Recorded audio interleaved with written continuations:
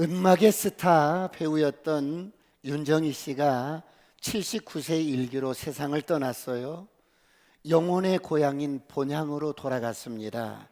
윤정희 씨는 1967년에 1200대 1이라는 경쟁을 뚫고 영화 청춘극장의 주인공으로 데뷔를 합니다. 오랜 세월 동안 대중들에게 사랑을 받아온 이 윤정희 씨는 지난 목요일 날 하나밖에 없는 딸이 바이올린을 연주하는 소리를 들으면서 마지막 꿈꾸듯이 잠자듯이 편안한 얼굴로 이 세상을 떠났습니다. 평생 배우였던 그녀의 삶이 마지막까지 영화의 한 장면과 같았어요. 그런데 이 윤정희 씨가 15년 전에 마지막 그 작품이 시라는 영화가 있었어요. 그 시라는 영화를 집사람과 제가 이렇게 같이 보러 갔었는데, 그 영화의 마지막 그 엔딩 장면이 이런 시가 나와요. 이젠 작별할 시간. 머물고 가는 바람처럼, 머물고 가는 바람처럼, 그림자처럼 오지 않던 약속도 끝내 비밀이었던 사랑도, 인생이 머물고 가는 바람처럼, 인생이 마치 바람처럼 잡을 수 없고 잠시 잠깐 머물다 가는 바람과 같다는 거예요. 사랑하는 성도 여러분, 사람은 영적인 존재입니다. 하나님의 형상을 닮은 영적인 존재입니다. 그런데 어느 날 주님이 말씀하십니다. 인생이 바람이란다. 모든 육체는 풀과 같고 그 영광은 풀의 꽃과 같을지라도 풀은 마르고 꽃은 떨어지고 영원한 것은 하나님의 말씀입니다. 그러므로 육체는 한 번 가면 다시 오지 못하는 풀과 같고 바람과 같은 이 인생 여정 속에 이 땅에 머무는 동안에 주님을 뜨겁게 사랑하시길 축원합니다. 주님을 더욱더 사랑하시길 축원합니다. 그러므로 시편 78편 39절은 이렇게 말씀합니다. 다 같이 합독합니다. 시작. 그들은 육체이며 가고 다시 돌아오지 못하는 바람임을 기억하셨음이라. 인생이 여러분 바람이라는 거예요. 우리 육체가 바람이라는 거예요. 가면 다시 오지 못할 바람과 같다는 거예요. 이렇게 잠깐 머물렀다가는 인생 여정 속에 세상과 세상의 것들을 사랑하지 말고 하나님을 더욱더 뜨겁게 사랑하시길 축원합니다. 사랑하는 성도 여러분, 이렇게 바람 같은 인생의 여정 속에서 예수 믿고 거듭난 저와 여러분은 정말 행복한 자들이에요. 할렐루야.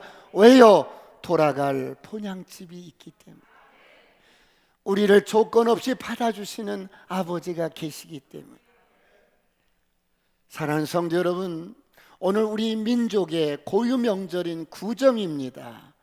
매년 명절이 되면 수많은 사람들이 정든 고향집을 찾아서 대이동을 합니다. 사람은 내가 태어나고 자란 곳을 그리워합니다. 부모 형제가 계신 고향이 그리워집니다. 그래서 때가 되면 돌아가는데요, 돌아갈 고향집이 있는 사람은 행복한 거예요. 고향은 우리에게 삶에 지치고 상처받고 꿈을 잃어버리고 이런 사람들이 고향에 가면 나를 아무런 조건 없이 받아주는 어머니가 있고 아버지가 있고 형제가 있고 친구가 있기 때문에 우리의 인생이 다시 한번 리셋이 되는 거예요. 그래서 돌아갈 고향에 있는 사람은 행복한 거예요. 이번 구정 명절은 부모, 형제, 일가, 친척, 이웃들, 그리고 특별히 예수 믿는 우리 영적인 가족들과 화목하고 행복하게 보내시길 축원합니다. 그렇다면 여러분, 우리가 이번 명절 때 일가 친척을 만났는데 혹시 예수를 믿지 않는 분이 계신다면 어떤 대가를 지불해서라도 꼭 예수님께로 그 영혼을 인도하시길 축원합니다. 사랑하는 성도 여러분, 그렇다면 하나님이 올 한 해 저와 여러분에게 가장 바라시는 게 뭘까요? 우리가 인생을 어떻게 살기를 원할까요? 이렇게 때가 되면 고향집을 찾아가듯이 머지않아서 우리도 영원한 본향집을 찾아서 돌아가야 할 텐데, 이 땅에 머무는 어간에 우리가 어떻게 살기를 원하실까요? 첫 번째, 더 사랑하십시오.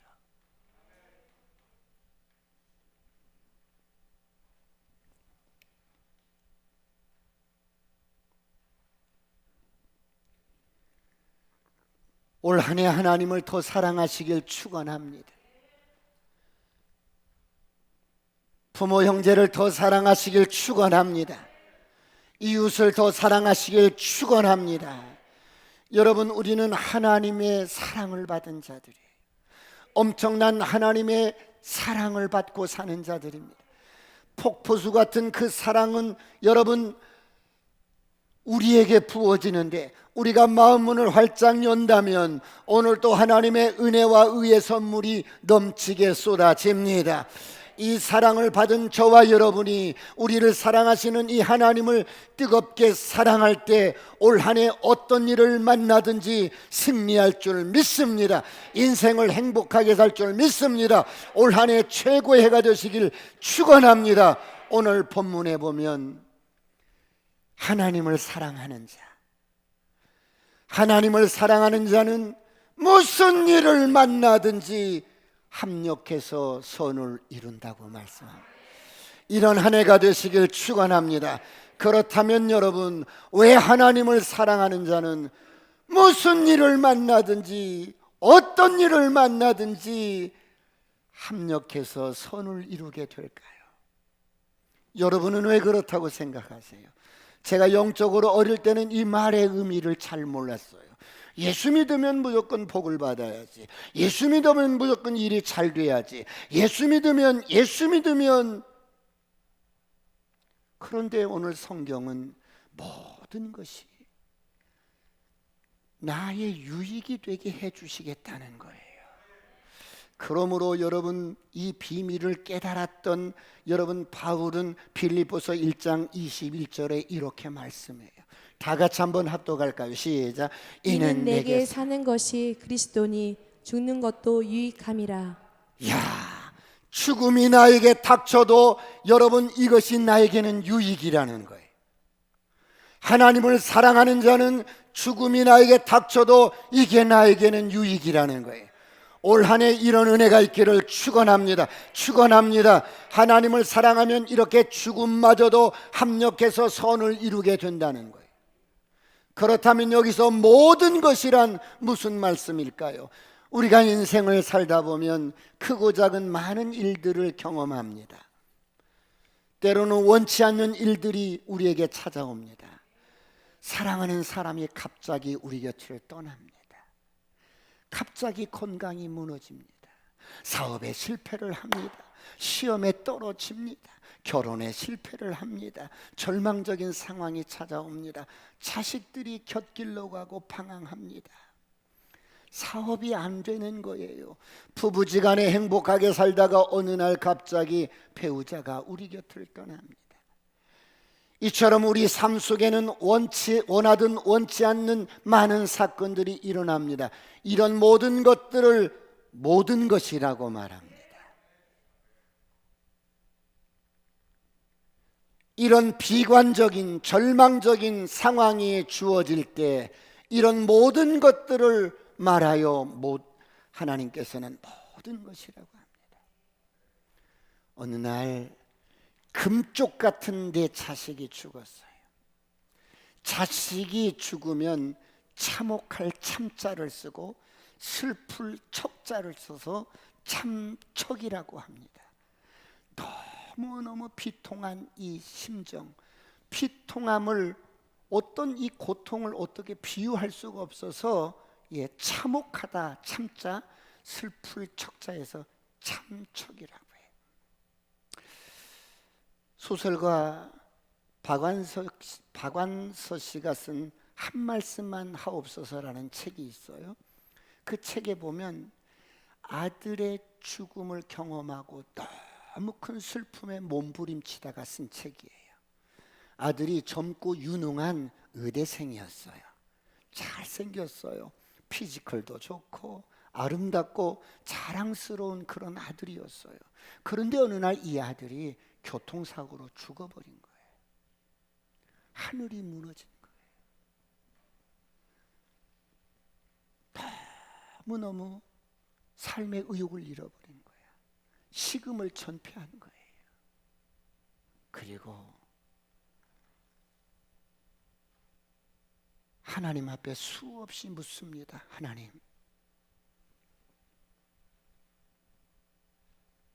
이렇게 사랑스럽고 이렇게 자랑스러운 내 아들을 왜 불러가셨습니까? 왜 하필 내 아들입니까? 왜 하필 나냐고요? 왜 그러셨는지 하나님, 이유가 뭔지 저에게 한 말씀만 해주세요. 한 말씀, 당신의 한 말씀 듣고 싶습니다. 얼마나 슬픔이 지독한지 내 스스로 내 마음을 다스리려 해도 안 되는 거예요. 수많은 사람들이 찾아와서 아들이 죽었다고 하니까 위로의 말을 하는데 들리질 않는 거예요. 왜 하필 내 아들이에요? 왜 내 아들을 데려가셨는지 한 말씀만 들려주세요.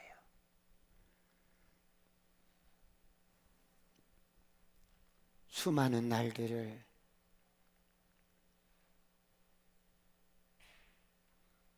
하나님 앞에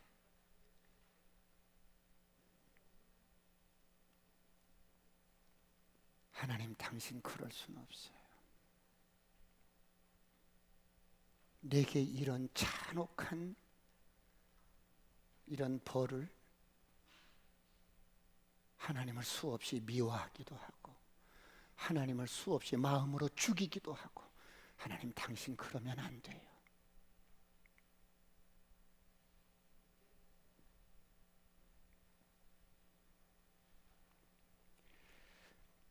내 영혼을 위로할 수 있는 하나님, 당신의 말씀 한 말씀만 들려주세요. 그런데 더 기가 막힌 것은 그 사랑하는 금쪽 같은 아들이 죽어서 그렇게 슬픈데도 밥이 입으로 들어가는 거예요.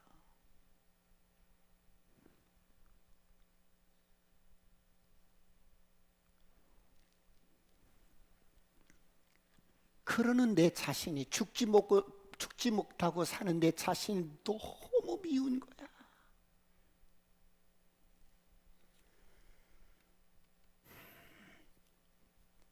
참촉. 여러분, 우리가 인생을 살다 보면 모든 일이 잘 풀리고 육신적인 축복의 길을 걸을 때 누구나 하나님을 사랑하는 것을 노래하고 고백할 수 있어요. 그런데 일이 안 풀리고 하늘이 무너지고 인생이 바닥치고 이렇게 비관적이고 절망적일 때, 하나님의 사랑이 느껴지지 않을 때, 큰 고통 가운데 있을 때, 내가 하나님께 버림받은 것처럼 느껴질 때, 성경은 뭐라고 말씀해요? 하나님을 사랑하는 자, 하나님을 사랑하는 자는 그 모든 것이 합력해서 내게 유익이 되게 하신다는, 이런 은혜가 있기를 축원합니다. 그러므로 올 한 해 하나님을 더 사랑하시길 축원합니다. 뜨겁게 사랑하시길 축원합니다. 적당히 사랑하는 것이 아니라 뜨겁게 사랑하시길 축원합니다. 사랑하는 성도 여러분, 우리는 하나님을 사랑한다고 고백은 하지만 사랑이 뭔지를 잘 몰라요. 하나님을 사랑한다고 말은 하는데 실상은 하나님을 사랑하는 게 아니라 내 육신을 사랑하고 내 욕망을 사랑하고 내 이기적인 이기심을 사랑하고 아니라고요. 그래서 많은 사람들이 욕심의 노예가 되고 이기심의 노예가 돼서 하나님을 사랑하는 척만 하고 삽니다. 여러분, 우리 안에 있는 이 탐심과 이기심이 어떤 것인 줄 아세요? 어떤 사람은 예배를 드려도 이기심 때문에 드리는 거야. 나 복받기 위해서. 어떤 사람은 말씀에 순종하는 것도 이기심 때문에 순종하는 거야. 나 복받기 위해서. 어떤 사람은 기도하는 것도 내 이기심의 발로 때문에 하는 거야. 나 복받고 내가 원하는 것 취하고 내가 원하는 것 이루어 달라고. 아니라고요. 그래서 예수를 믿어도 이런 탐욕과 이런 이기심이 여러분 처리되지 않으면 세상의 영이 여러분의 이기심을 붙들고 탐심을 붙들고 여러분을 죄의 노예로 삼는 거예요. 해방될지어다, 풀어질지어다, 풀어질지어다. 여러분, 하나님을 순수하게 사랑해서 말씀에 순종하고 하나님을 순수하게 사랑해서 예배를 드리고 하나님을 순수하게 사랑해서 하나님과 교제하는 기도를 하고 하나님을 순수하게 사랑해서 봉사하고 섬기는 것. 이런 저와 여러분이 되시길 축원합니다. 우리는 세상을 이긴 자들이야. 그런데 우리 안에 이 탐심과 이기심을 제거하지 않으면 우리는 여전히 세상의 영의 지배를 받고 통치를 받고 이런 세상의 영이 이기심이 여러분을 가지고 노는 거예요. 선포합니다. 이기심은 파쇄될지어다. 이기심은 떠나갈지어다. 어둠도 떠나갈지어다. 갈라디아서 5장 24절은 이렇게 말씀합니다. 다 같이 합독합니다. 시작. 그리스도 예수의 사람들은 육체와 함께 그 정욕과 탐심을 십자가에 못 박았느니라. 그리스도 예수의 사람은 육체와 함께 그 정과 탐욕과 이기심을 십자가에 못 박았느니라. 할렐루야, 할렐루야. 이기심은 십자가에서 못을 받고 철저하게 죽어야 합니다. 그래서 세상에 대해서 죽은 자가 되어야 세상을 담대하게 살아갈 수가 있어요. 이것이 십자가의 능력입니다. 이것이 사랑의 능력입니다. 이기심이 죽으면 세상이 우리를 통치할 수가 없어요.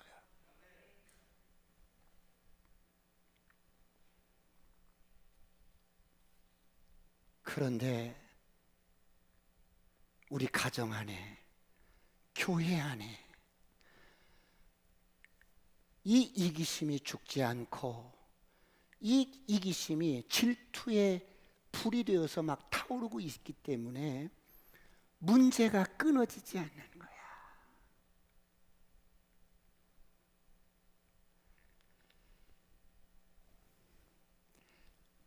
하나님을 더 사랑하시길 축원합니다. 하나님을 사랑하면 여러분, 우리 안에 이기심이 힘을 잃어버리는 거야. 이기심이 힘을 잃어버리는 거야. 그 사랑이 우리의 삶을 다스린다면 우리 존재 자체는 사랑으로 불타오를 것입니다. 사랑으로 행하게 될 것입니다. 올 구절 명절이 이런 명절이 되시길 축원합니다. 축원합니다. 예수님을 십자가로 가게 만들었던 그 사랑, 그 사랑의 불길이 우리 가슴 속에도 올 구정 명절을 기해서 다시 한번 타오르시길 축원합니다. 우리가 왜 이기심을 경계해야 할까요? 이기심은 독약과 같아. 우리 영을 죽여버리는 거예요. 우리의 삶을 죽여버리는 거예요. 성령으로 살고 그리스도로 살고 사랑으로 살아야 할 우리를 완전히 죽여버리는 거예요. 이기심은 그리스도 몸에도 독입니다. 교회 공동체 속에도 독입니다. 이기심은 실제로 우리 몸의 모든 질병의 원인이 됩니다.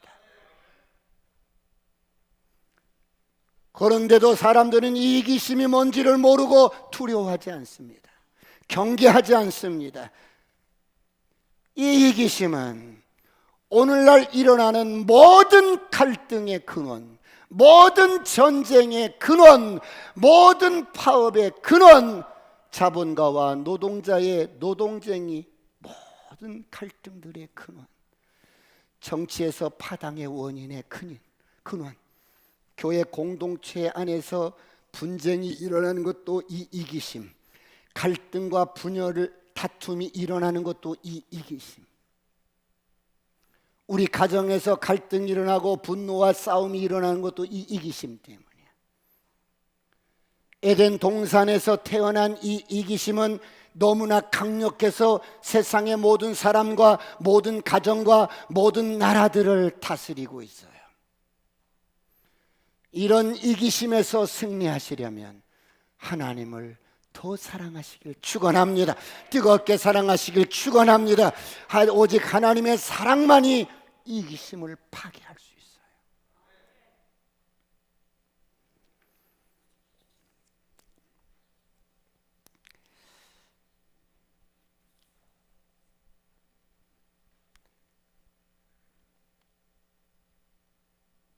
올 한 해 하나님을 더 사랑하는 저와 여러분이 되시길 축원합니다. 그러면 하나님께서 올 한 해 저와 여러분이 어떻게 살기를 원할까요? 모든 상황에서 모든 것들을 합력해서 우리에게 유익되게 하고 우리에게 축복이 되게 하기 위해서 우리가 하나님을 사랑해야 되는데, 또 하나는 그 사랑을, 하나님의 사랑을 두 번째 믿어야 합니다.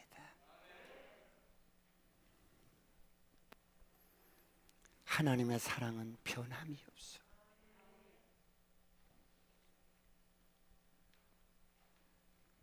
우리를 향한 예수 그리스도의 사랑은 변함이 없어.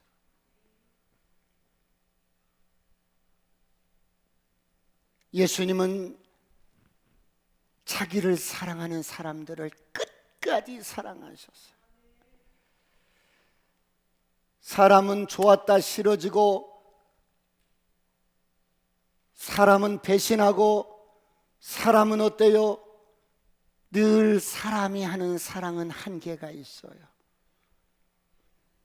그런데 예수님은 우리를 사랑하시되 끝까지 사랑하시고, 이 사랑은 히브리서 13장 8절에 이렇게 말씀해요. 다 같이 한번 합독합니다. 시작. 예수 그리스도는 어제나 오늘이나 영원토록 동일하시니라. 우리를 사랑하시는 예수님은 어제나 오늘이나 영원토록 동일하십니다. 이 사랑을 믿으시길 축원합니다. 이 사랑은 여러분을 부르기 전에도 이 사랑은 변함없었어요. 여러분들이 예수 믿고 거듭났어도 이 사랑은 변함이 없어요. 여러분들이 이 세상을 살면서 여러분 70년 강건하면 80년 살다가 영원한 나라로 본향으로 떠나도 이 사랑은 변함없을 것입니다. 그러므로 어떤 상황에 처해 있을지라도, 올해 어떤 문제가 주어질지라도 여러분 이 사랑을 믿으시길 축원합니다. 축원합니다. 주님은 우리를 사랑하시는 그 사랑을 십자가에서 확증을 해놓고 의심 많은 우리에게 의심하지 말라고, 어떤 경우든지 십자가에서 확증된 이 사랑을 의심하지 마시길 축원합니다. 이것이 올 한 해 우리가 무슨 일을 만나든지 어떤 일을 만나든지 모든 것이 합력해서 내게 유익이 되고 여러분에게 유익이 되고 축복이 될 줄 믿습니다. 사랑하는 성도 여러분, 이런 사랑을, 하나님을 사랑하고 하나님의 사랑을 의심하지 않았던 그런 인물이 있었어요. 그 사람이 누구예요? 여러분도 잘 아시다시피 우리 믿음의 조상인 아브라함이었어요. 아브라함은 어떤 시험이 가장 어려웠냐면 100세에 얻은, 하나님이 약속해서 주신 100세 얻은 이 이삭을 바치는 시험이었어요. 인간으로서 내가 난 자식을 여러분 잡아서 죽여서 번제로 드리는 거, 이게 가장 아브라함에게는 벅차고 힘겨운 시험이었어요. 왜요? 사람의 윤리로는, 사람의 도덕으로는 납득이 가지 않는 거예요. 여러분, 사람의 윤리와 도덕은 부모가 자식을 사랑하는 것이 윤리고 도덕이에요. 그런데 자식을 죽여서 제물로 바치라니, 이건 윤리가 아니잖아요. 오늘날 우리 믿음 좋은 이상배 집사님한테 주님이 어느 날, 아들아, 너 나 사랑하니? 사랑합니다. 그래?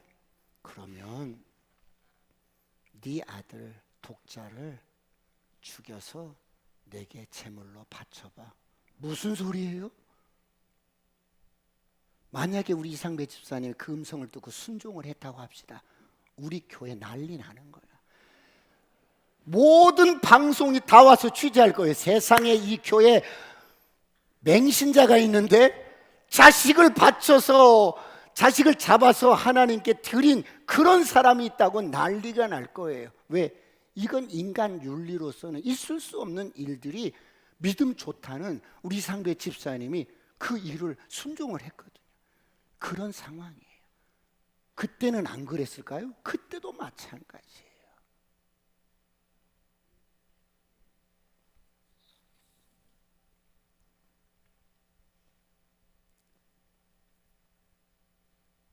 백세에 하나님이 약속하신 아들을 바치라고 합니다. 여러분, 아브라함이 그 명령에 순종하기 위해서 길을 가는데 사흘 길을 가요. 사흘 길을 걸어가면서 무슨 생각을 했을까요? 아마 저 같아도 이렇게 생각했을 거예요. 하나님, 이거 너무 내가 감당을 할 수가 없습니다. 너무 가혹하지 않습니까? 명령을 거두어 주세요. 이삭을 살려주시고, 정말 꼭 필요하다면 제가 대신, 내 아들 대신 내가 죽겠습니다. 여러분, 누구를 대신해서 목숨을 걸고 기도해 보신 적이 있으세요?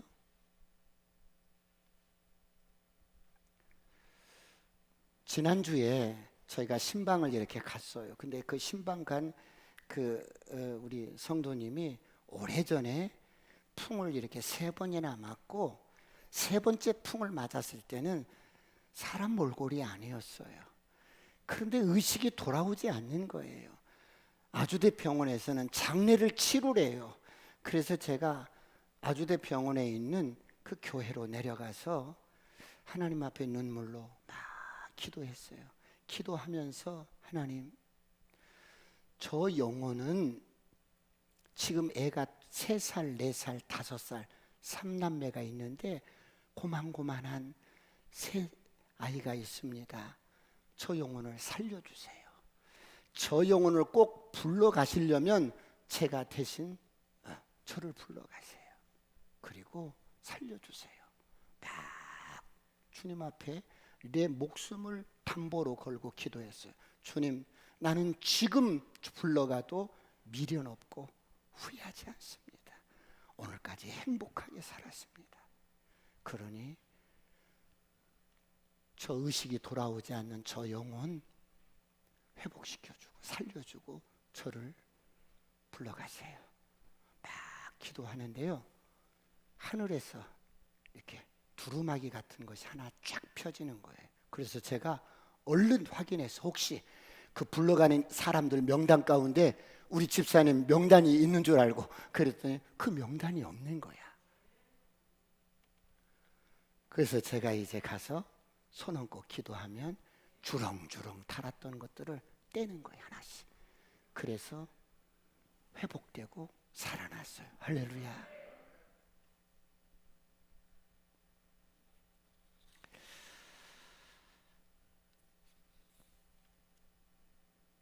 오늘 아브라함은 그 100세에 얻은 아들인데 이게 얼마나 여러분 사랑스러운지 눈에 넣어도 아프지 않아. 저희 바로 위에 매형이 있는데요, 독자인데요, 이 아버지가 화장실에 가면 화장실까지 따라와서 그 앞에 앉아 있어. 다 됐냐? 이럴 정도로 사랑을 하는 거야. 학교를 가면 따라오시는 거야.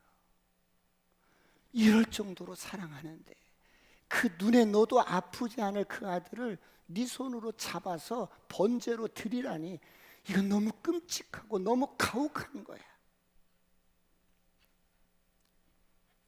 하나님, 내 손으로는 안 되겠어요. 차라리 사고로 죽게 해주세요. 뭐 여러 가지 이런 말들, 저런 생각들을 했을 거 아니겠어요. 근데 하나님이 아니야, 네 손으로 직접 잡아라.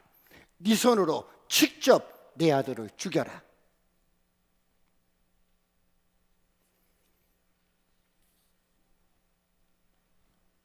자, 여러분, 하나님을 사랑하는 자, 모든 것이 합력해서 유익되게 하고 선을 이루게 하시는데, 그 하나님의 사랑을 의심하지 않았던 아브라함은 어때요? 그렇게 하는 거예요.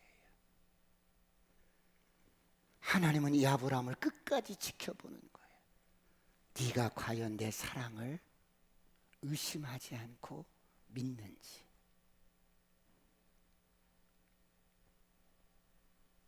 그렇다면 왜 아브라함에게 이런 시험을, 독자 아들 이삭을 죽여서 바치라는 이 명령을 하셨을까요? 여러분은 왜 하셨다고 생각하세요? 아브라함 안에 있는 자기를 사랑하는 이기심이 있었어요. 하나님의 사랑을 가장한 이기심 말이에요. 하나님의 축복을 가장한 이기심 말이에요.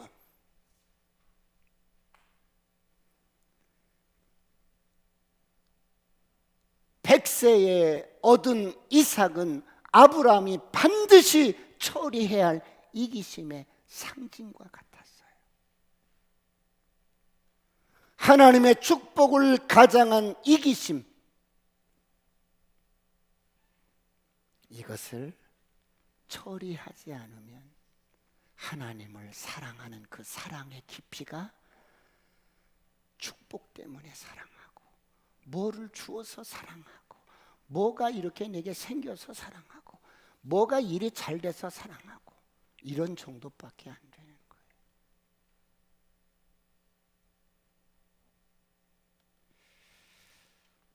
그렇다면 사랑하는 성도 여러분,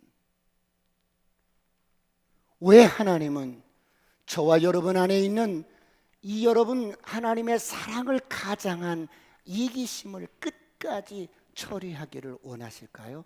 세 번째, 이 세상을 승리자로 살게 하시려고. 할렐루야.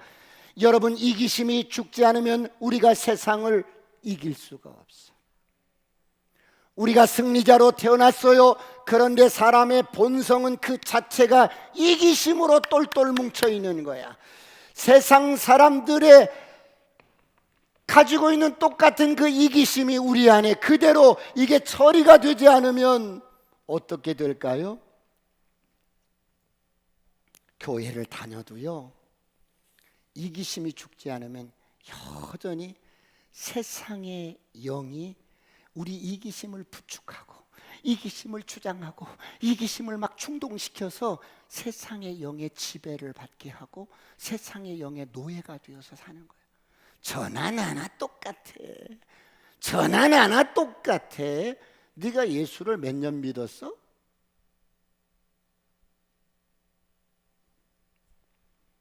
우리는 이기심의 노예가 돼서 사는 게 아니라 성령에 이끌려서, 할렐루야, 성령에 사로잡혀서, 할렐루야,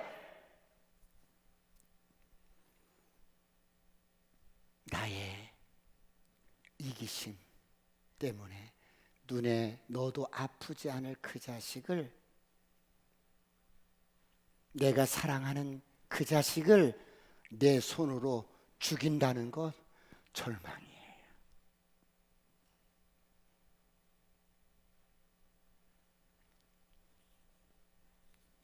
그런데 아브라함은 그 하나님의 사랑을 끝까지 믿었어요. 하나님의 사랑을 끝까지 믿었어요. 우리가 미성숙하면 보통 어떤 일이 이렇게 안 되거나 어떤 내 몸에 어떤 질병이 찾아오면 하나님 없어, 하나님 없어. 왜 하나님이 내게 이런 암을 주셨어? 내 왜 일이 안 되는 거야? 이러면서 여러분 하나님을 배신하고 떠나버리는 거예요. 왜? 내 안에 이기심이 처리되지 않은 거야.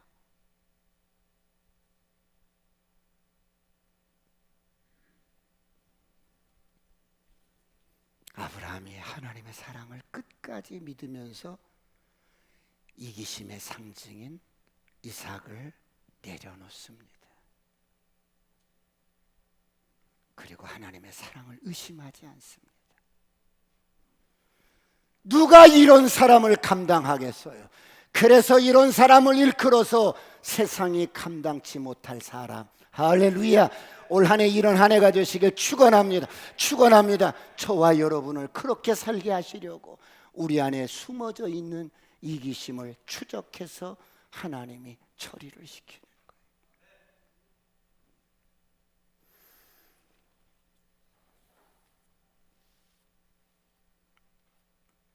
아브라함이 모리아 산에 이삭을 바쳤던 그 사건을 많은 신학자들이 관심을 갖고 연구하고 조명을 합니다. 그때 몰투마제라는 신학자는 이렇게 이야기합니다. 그 몰투마는 2차 세계대전을 직접 참전한 사람이에요. 그런데 그 2차 세계대전을 참전하면서 고민이 있었어요. 이 전쟁을 통해서 수많은 사람들이 죽어나가는 거야. 그런 전쟁을 경험하면서 사람들은 하나님에 대해서 이런 의문을 가졌어요. 하나님 정말 계시는가? 하나님이 계신다면 이런 일이 어떻게 일어날 수 있어? 인류가 이렇게 비극 속에서 수많은 사람들이, 무고한 사람들이 죽어나가는데 하나님 없어. 하나님이 있다면 이런 전쟁이 일어날 수가 없을 뿐만 아니라 이렇게 무고한 사람이 죽을 수는 없는 거야. 여러분, 인간의 도덕이라는 책임을 하나님께 이렇게 맡겼을 때 인간은 그 하나님을 죽여버리는 거야. 하나님 없다는 거야. 여러분, 인간의 이 이기심 때문에 전쟁을 일으키고 이기심 때문에 이 이기심에 잡혀서 죄에 잡혀서 여러분 전쟁 놀이하고 사람들을 죽이는데 이걸 가지고 하나님께 책임을 떠넘기는 이런 인간의 도덕이라는 책임을 하나님께 이렇게 맡겼을 때 사람들은 하나님 없어. 하나님이 있으면 이런 일이 일어날 수, 이렇게 말을 한다는 거예요.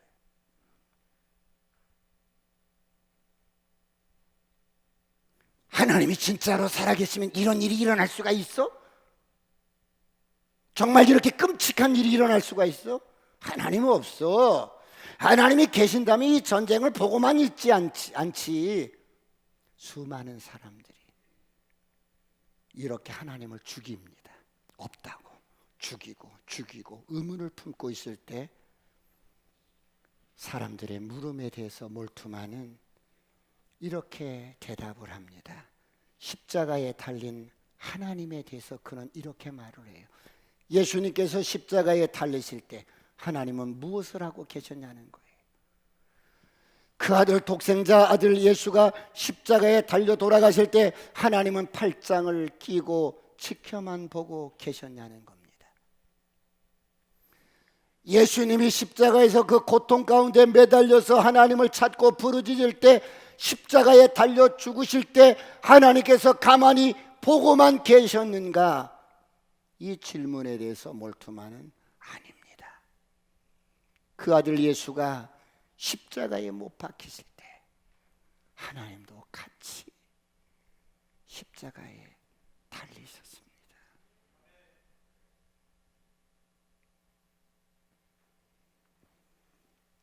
많은 사람들이 창세기 22장에 나오는 아브라함이 이삭을 바친 사건을 예수님 십자가의 사건의 예표라고 말을 합니다. 물론 성경을 구속사적으로 해석하면 예표일 수 있습니다.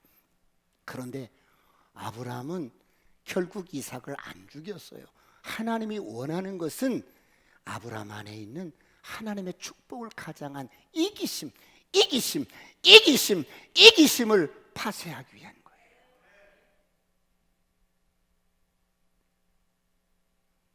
그래서 그 이기심을 파쇄하고 하나님 말씀에 순종했을 때 하나님께서는 이삭 대신에 다른 제물을 준비시키셨습니다. 무엇을 말씀합니까? 아브라함이 그렇게 끔찍하게 사랑하던 이기심에 대해서 죽었을 때 하나님에 대한 사랑이 확증되었을 때 이삭을 살려줍니다. 올 한 해 이런 은혜가 있기를 축원합니다. 그런데 오늘 우리 하나님은 어떡하셨어요? 하나님은 정말로 그 사랑하는 아들 예수를 버리셨어요. 십자가에 철저하게 죽이셨어요. 내가 죽어야 할 그 자리, 저와 여러분이 죽어야 할 그 자리, 주님은 그 아들 예수를 대신 죽이시고 저와 여러분을 죄에서 죽음에서 살려주셨습니다. 여러분, 이것은 아브라함이 이삭을 바친 사건과는 비교할 수가 없는 거예요. 사랑하는 성도 여러분, 우리가 구정이 되어서 그리운 부모, 형제, 친척을 만나는데 우리에게 남은 과제가 무엇일까요? 하나님은 사랑이신데 정말 하나님께서 사랑이신 것을 믿으십니까? 하나님이 사랑이시라는 것을 그 모든 것에서도 믿어야 합니다. 할렐루야. 좋은 일이든 나쁜 일이든 어떤 일이든 어떤 사건이든 하나님이 사랑이심을 믿으시길 축원합니다.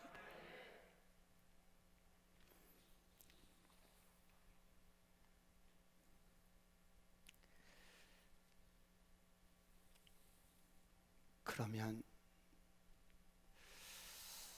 올 한 해 내가 기도를 막 했는데 응답이 더디돼. 그래도 하나님의 사랑이심을 믿으시길 축원합니다. 어떤 일이 나의 뜻대로 안 돼. 그래도 하나님의 사랑이심을 믿으시길 축원합니다. 내가 정말 나는 잘못한 게 없는데 누가 발을 이렇게 태클을 걸어서 넘어져서 얼굴이 깨졌어. 그래도 하나님이 사랑이심을 믿으시길 축원합니다. 올 한 해 하나님을 더 사랑하십시오. 작년보다 더 뜨겁게 사랑하시길 축원합니다. 왜 우리가 하나님을 그렇게 사랑해야 하는데요? 저와 여러분의 행복을 위해서. 그래서 하나님을 사랑하는 자, 곧 그 뜻대로 부르심을 입은 저와 여러분에게는 모든 것이 죽음마저도 우리에게 유익되게 하시는 줄 믿으시기 바랍니다. 마지막, 그렇다면 우리에게 남은 숙제가 하나 있어요. 그 숙제가 무엇일까요? 요한일서 4장 20절 보고 말씀을 마치겠습니다. 요한일서 4장 20절 다 같이 시작. 누구든지 하나님을 사랑하노라 하고 그 형제를 미워하면 이는 거짓말하는 자니 보는 바 그 형제를 사랑하지 아니하는 자는 보지 못하는 바 하나님을 사랑할 수 없느니라. 이런 하나님의 사랑을 내가 믿고 그리고 그 하나님을 사랑하는 사람은 사랑 못할 사람이 없어요. 아멘. 용서 못할 사람이 없어.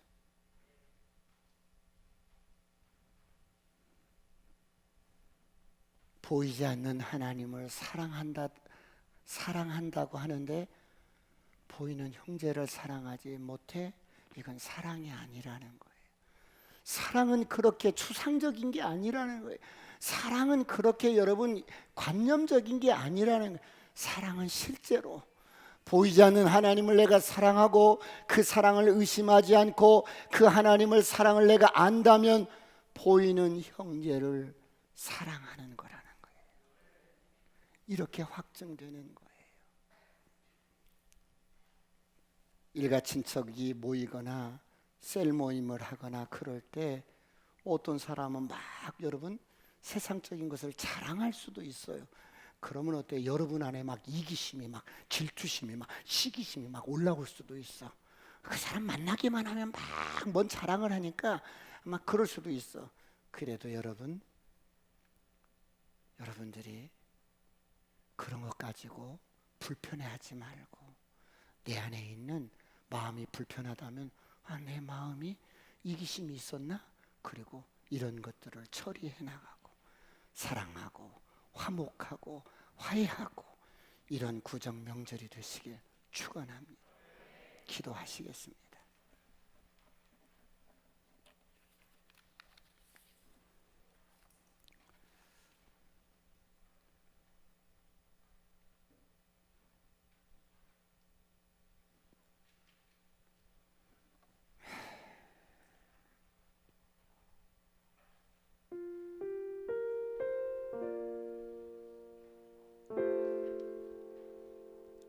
하나님을 사랑하는 자, 그 사랑을 믿어 의심치 않는 자, 모든 것이 합력해서 선을 이룹니다.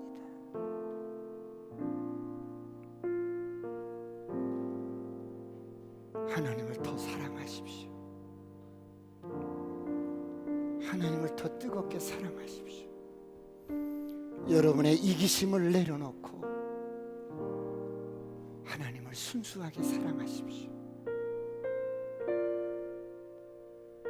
주님, 올 한 해 이런 최고의 해가 되게 하옵소서. 사랑 못할 사람 없고 용서 못할 사람 없게 하옵소서. 주여 삼창하시고 통성으로 간절히 기도하시겠습니다.